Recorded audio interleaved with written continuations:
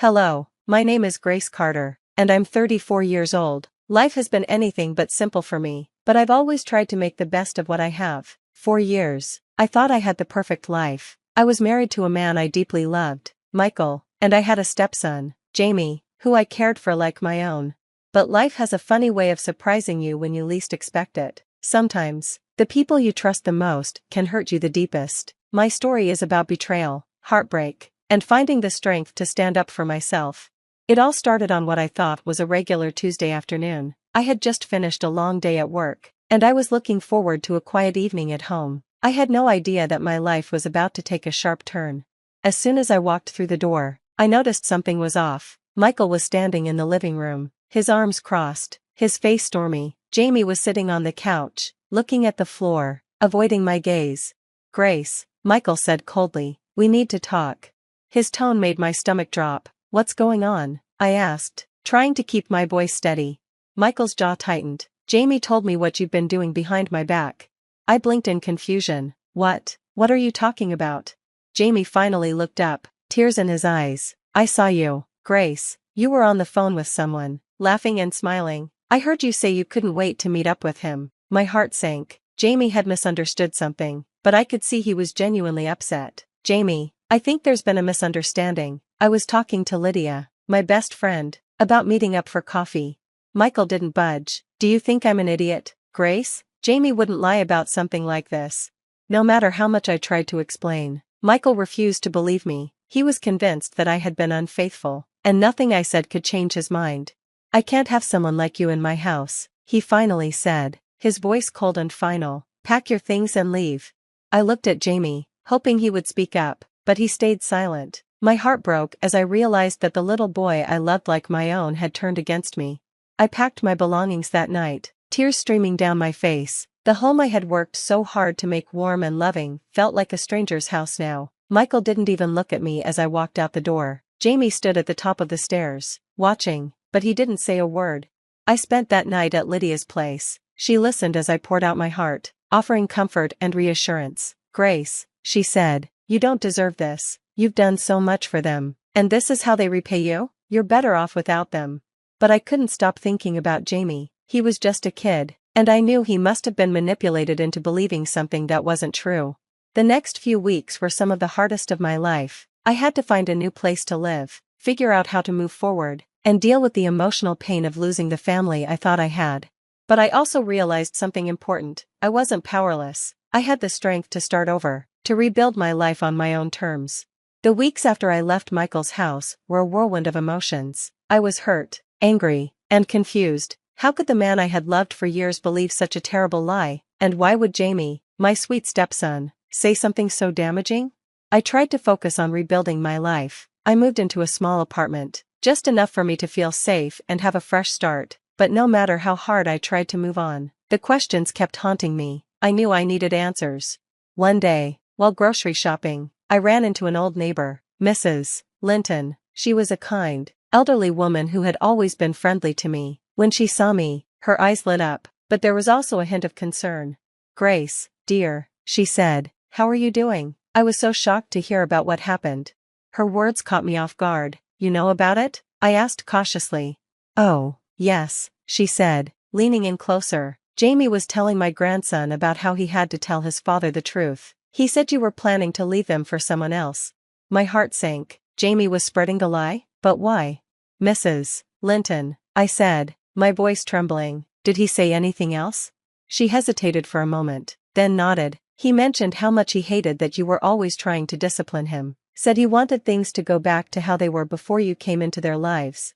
Her words hit me like a punch to the stomach. Jamie wasn't just misled, he had a motive. I went home and thought about what Mrs. Linton had said. Memories started to flood back. Jamie's reluctance to listen to me, his occasional outbursts about wanting his dad to himself, and the way he always seemed to cling to Michael whenever I tried to enforce rules.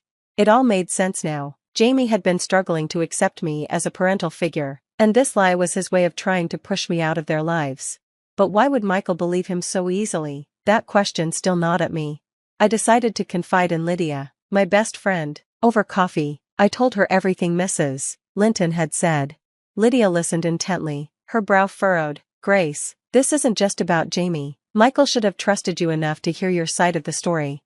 I know, I said, sighing, but he didn't even give me a chance. He just threw me out like I was nothing. Lydia's eyes narrowed. Then it's time to find out why. If Michael was so quick to believe Jamie, there might be more to this story. With Lydia's encouragement, I started digging deeper. I reached out to mutual friends, neighbors, and even one of Michael's coworkers. The more I learned, the clearer the picture became. Apparently, Michael had been feeling pressured at work, and his relationship with Jamie had become strained because of my efforts to establish boundaries. Jamie had seen this tension and used it to his advantage, telling Michael exactly what he wanted to hear, that I was the problem.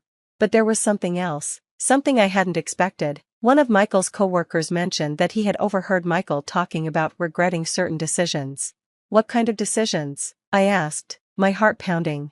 The coworker shrugged. He didn't say much, but he seemed conflicted, like he knew he'd made a mistake. Just when I thought I was starting to understand the situation, I received a text message from Michael. It was short but surprising. Grace, I need to talk to you. Please meet me at the cafe near your old office.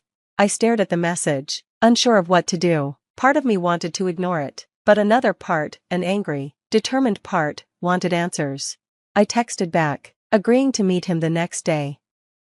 When I arrived at the cafe, Michael was already there, looking more stressed than I'd ever seen him. He stood up when he saw me, but I stayed where I was, crossing my arms. What do you want, Michael? I asked, keeping my voice steady. He looked down at the table, then back up at me. Grace, I think I made a mistake. Oh, you think? I said, unable to hide the bitterness in my tone. You kicked me out without even listening to my side of the story. What do you expect me to say? Michael sighed, running a hand through his hair. I was under a lot of pressure. And Jamie, he seemed so convincing. But now, I'm starting to realize that maybe I was wrong. Hearing his words gave me a small sense of satisfaction, but it wasn't enough. You didn't just make a mistake, Michael, I said firmly. You betrayed me. You chose to believe a child's lie over your wife's honesty. Michael looked genuinely remorseful, but I wasn't ready to forgive him. Not yet. I need time to think about this, I said, standing up. But don't think for a second that you can just apologize and make everything okay. You need to prove to me that you're willing to change. As I walked out of the cafe, I felt a surge of strength. For the first time in weeks, I felt like I was taking control of my life. The meeting with Michael lingered in my mind, but I refused to let it control my emotions. I had given him a chance to speak, but his words were far from enough to erase the damage he'd done. If he wanted me to consider his apology, he'd have to earn it, and I wasn't about to make it easy. A week after the cafe meeting, I was surprised to find Jamie standing outside my apartment door. He looked nervous, clutching his backpack and shifting from foot to foot. Jamie? I asked, confused. What are you doing here? I need to talk to you, he said, his voice trembling. I hesitated, unsure if I was ready to face him, but something about the way he looked, guilty, vulnerable, made me step aside and let him in. As soon as the door closed, Jamie burst into tears. I'm sorry, Grace, he sobbed. I didn't mean for everything to get so bad. I just wanted Dad to spend more time with me. I led Jamie to the couch and sat down beside him, trying to process his words. Jamie, you need to explain. Why did you lie about me? Through his tears, Jamie confessed everything. He admitted that he had felt jealous of the time Michael and I spent together and resented the rules I had set for him. When he realized how much Michael trusted him, he saw an opportunity to get me out of the house.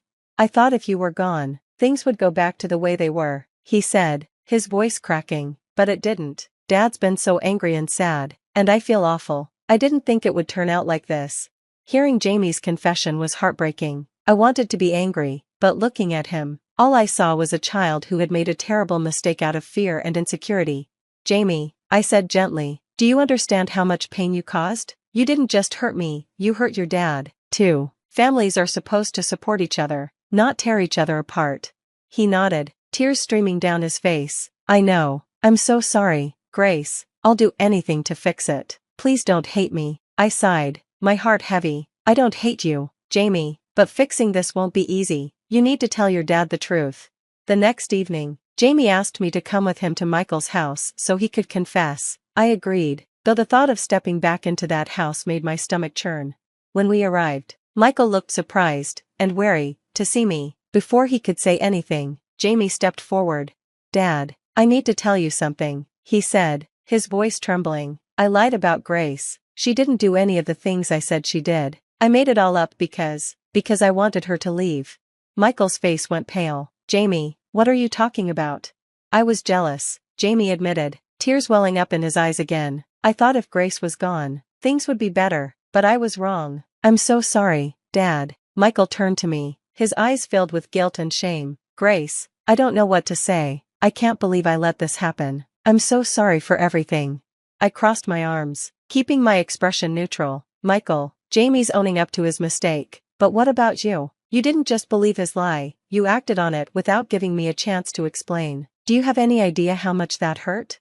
Michael nodded, his voice breaking. I do, and I'll never forgive myself for it. I was so caught up in everything else that I didn't stop to think. I let you down, and I let Jamie down, too. While their apologies were a step in the right direction, I wasn't ready to let go of all the pain just yet. This isn't something we can fix overnight, I said firmly. It's going to take time and effort from both of you to rebuild the trust that was broken. Michael nodded eagerly. I'll do whatever it takes. Grace, I mean it. I just want a chance to make things right.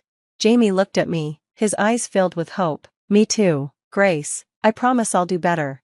I laid out my conditions clearly. If Michael and Jamie wanted to repair our relationship, they needed to commit to open communication and mutual respect. For Jamie, that meant accepting me as part of the family and following the rules we set together. For Michael, it meant proving that he valued our marriage enough to stand by me, even when things got tough. They both agreed, and for the first time in weeks, I felt a glimmer of hope, but I knew this was just the beginning.